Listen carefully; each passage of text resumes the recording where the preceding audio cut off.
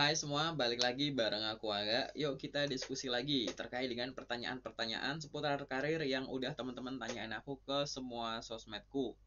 Ini ada pertanyaan bagus lewat WhatsApp yang berkaitan dengan Kak, ini tren yang lagi ramai ya di 2024 ini awal yang berkaitan dengan penting gaknya sih syarat batasan usia gitu. Sebenarnya ini dari dulu sih gitu.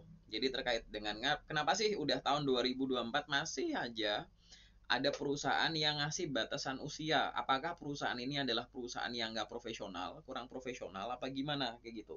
Mungkin dari teman-teman ada yang masih berpikiran ke sana atau masih penasaran, yuk kita diskusi aja. Ini jawabanku nih pendapat ya teman-teman ya. Jadi silahkan kita sesuaikan aja, kita diskusi. Nanti kalau ada yang punya pandangan lain, silahkan tuliskan di kolom komentar. Bagi teman-teman yang nonton video ini sebagai video pertama dari channelku, aku pengen ngucapin selamat datang dan salam kenal. Explore aja semua informasi yang ada di channelku ini gitu. Jadi silahkan belajar dari playlist kalau mau belajar. Di situ udah aku kategoriin dengan lebih mudah. Dan kalau teman-teman yang nonton video ini ada yang merupakan seorang job seeker atau pencari kerja, cek di bagian community biar teman-teman bisa dapat info lowongan kerja secara berkala yang terkini yang aku peroleh dari teman-temanku khususnya yang ada di LinkedIn. Yuk kita diskusi teman-teman. Kenapa ada perusahaan yang mencantumkan berkaitan dengan batas usia? Ya sebenarnya sih yang berkaitan dengan usia ini ya teman-teman ya. Kalau kita ngomongin tren global gitu ya. Secara global itu memang udah banyak yang bilang dan setuju bahwa itu merupakan diskriminasi ya gitu. Karena memang tidak boleh menyantumkan hal-hal semacam itu karena belum ada kepastian yang berkaitan dengan apa?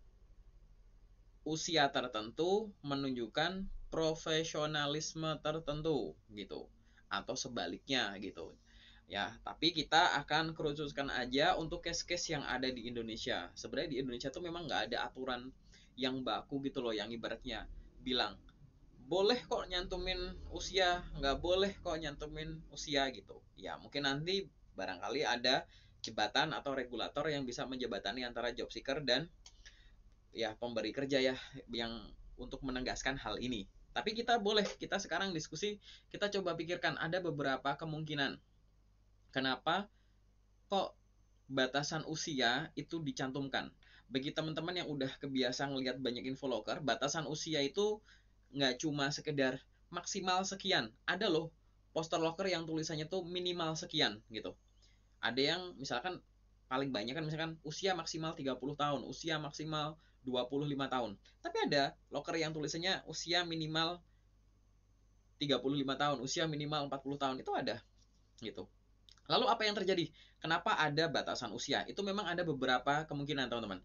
Yang pertama berkaitan dengan strateginya. Strategi dari suatu perusahaan. Nah, untuk posisi-posisi tertentu gitu, perusahaan itu merasa bahwa ini tuh cocoknya tuh diisi di rentang usia sekian, misalkan yang muda-muda. Kenapa? Oh, karena kita tuh lagi bangun brand bahwa perusahaan kita, produk-produk kita itu memang target marketnya untuk usia-usia segitu.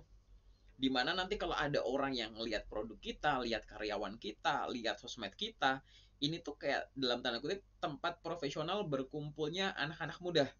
Sehingga karena pengen bangun image itu, untuk posisi-posisi tertentu tentunya akan diisi dengan rentang-rentang tersebut, misalkan anak-anak muda kayak tadi gitu. Yang kedua berkaitan dengan apa? Biasanya kelompok usia tertentu itu kan dia mengikuti tren tertentu nih, yang mungkin kelompok usia lain yang lebih tua nggak nggak tahu tren itu, atau nggak menguasai tren itu, atau kelihatan aneh gitu kalau menggunakan tren itu. Nah ini berkaitan dengan strategi tadi, sehingga ada kelompok usia tertentu yang akhirnya menjadi target gitu dan ditulis di poster lokernya gitu. Ini kemungkinan ya teman-teman ya gitu. Kita coba pahami dulu kenapa bisa ke arah sana gitu. Yang selanjutnya berkaitan dengan apa? Yang selanjutnya bisa berkaitan dengan soliditas di komunikasi dan kerjasama. Misalkan ada suatu posisi di mana di dalamnya itu berisi orang-orang dengan kelompok usia yang segitu. Nah, berdasarkan pengalamannya, misalkan ini ada leader nih, aku leadernya. Terus ada timku di situ tuh memang kelompok usianya ya segitu. Nah, ini udah dilihat berjalan dengan lancar, bagus. Sehingga kalau misalkan aku sebagai seorang manajer, aku butuh orang baru untuk ngisi posisi itu, barangnya kayak gitu, aku boleh bilang bahwa aku cari yang kelompok usia segini ya, karena kita punya success story di sini gitu. Jadi ini berkaitan dengan tadi soliditas komunikasi dan teamworknya tadi. Mungkin perusahaan-perusahaan ini sudah memiliki histori ke arah sana. Ya walaupun kelompok usia lain yang lebih tua atau lebih muda mungkin bisa, tapi nggak ada salahnya dong. Berarti kan nggak dilarang gitu. Oke ya, itu kita coba bayangkan aja ke arah sana teman-teman. Karena ada banyak kemungkinan, ibaratnya aku pun juga nggak tahu dari satu perusahaan sama perusahaan lain pastinya gimana. Pasti kan pertimbangannya beda-beda. Ini kita akan lihat dari sisi kemungkinannya kayak gitu ya. Kemudian yang lain apa? Yang biasanya berkaitan dengan kelompok usia tertentu. Jadi gini, bisa berkaitan dengan beban pekerjaan tersebut. Karena ada rentang usia tertentu yang cuma boleh di situ. Misalkan yang berkaitan dengan lapangan, angkat-angkat beban, pekerjaan beresiko tinggi, pekerjaan yang ada ya tadi ya, kegiatan fisiknya yang lebih dominan dan lain-lain. Ya bisa dibayangkan kegiatan seberat itu diberikan ke anak muda yang lebih tenaganya dan lainnya lebih bagus atau mau yang mohon maaf yang usianya lebih tua kayak gitu. Ini akan berkaitan dengan tadi kemampuan fisik yang dibutuhkan untuk melakukan kegiatan-kegiatan harian sesuai dengan tadi profesi yang lagi dibuka lokernya gitu. Itu juga sangat mungkin terjadi sehingga daripada orang-orang lain itu ngelamar-ngelamar terus kebetulan malah nggak direspon, udah cantumin itu aja. Nah kita sebagai pembaca ya harus melihatnya secara komprehensif dari kualifikasi itu. Oh ya wajar sih posisi ini butuh yang usia sekian gitu. Karena kegiatannya akan berkaitan dengan beban-beban tertentu loh, misalkan kayak gitu ya. Itu bisa terjadi.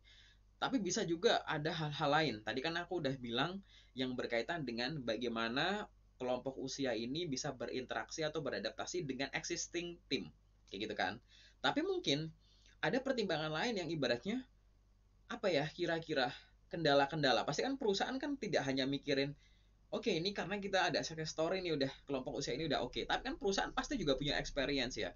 Berkaitan dengan ini loh kalau udah ada usia kelompok usia sekian, orangnya tuh jadi begini. Nah, mungkin teman-teman di sana bisa membayangkan yang berkaitan dengan post power syndrome atau turunan-turunannya.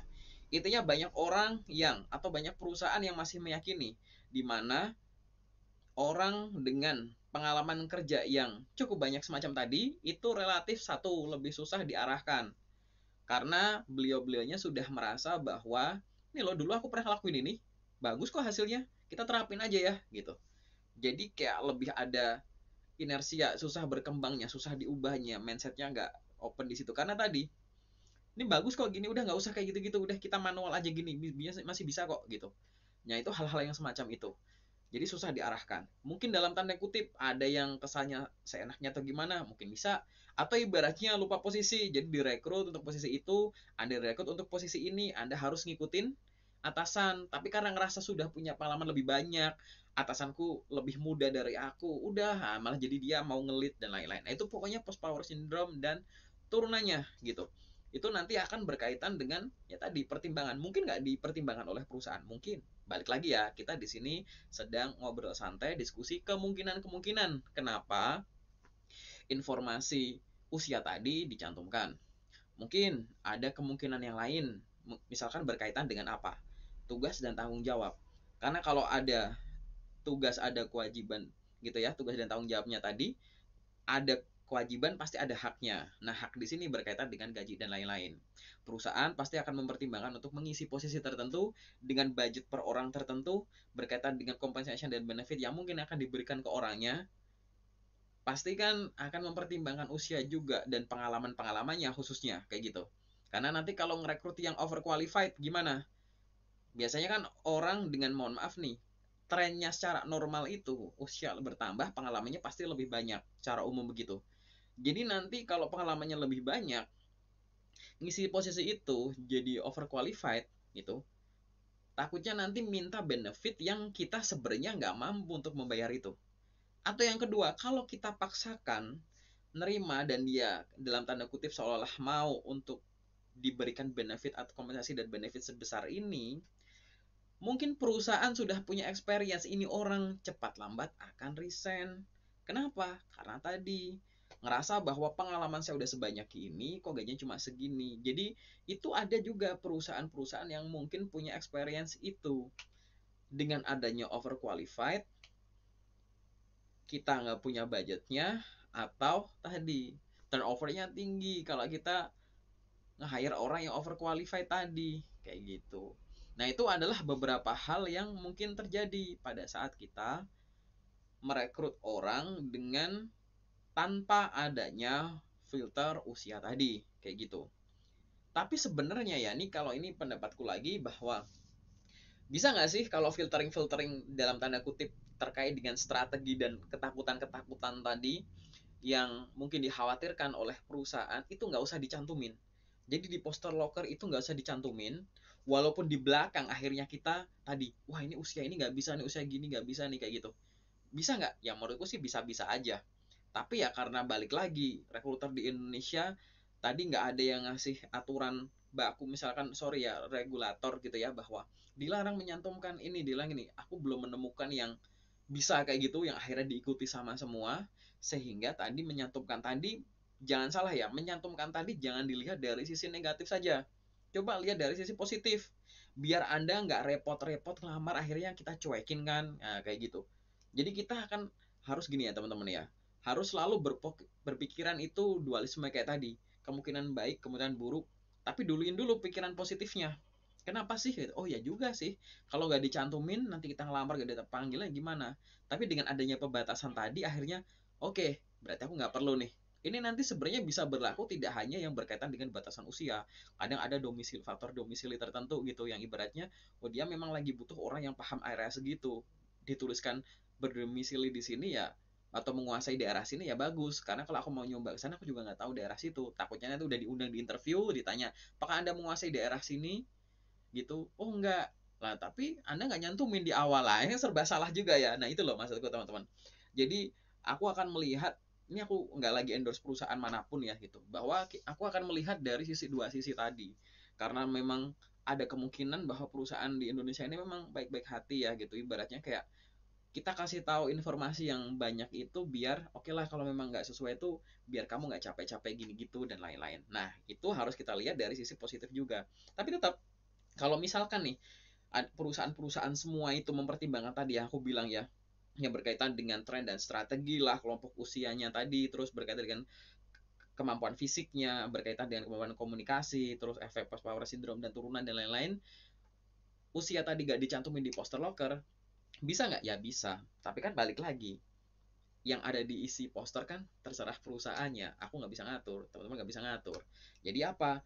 Ya sudah, fokus sama porsi masing-masing. Kita sebagai seorang job seeker, persiapkan dengan baik diri kita dari pengalaman dan pengetahuan, tuliskan di CV dan dokumen pendukung dengan baik, lamar dengan baik, dan tunjukkan bahwa kita adalah kandidat yang tepat.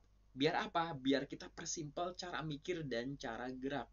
Biar pikiran, hati kita, fokus kita, waktu kita, energi kita itu ke hal-hal yang positif saja. Kalau kita bisa milih yang positif, ngapa ngelihat dari sisi negatif gitu. Paling sementara dari aku itu dulu ya teman-teman ya. Kalau ada yang punya sudut pandang lain, silahkan tuliskan di kolom komentar. Semoga membantu.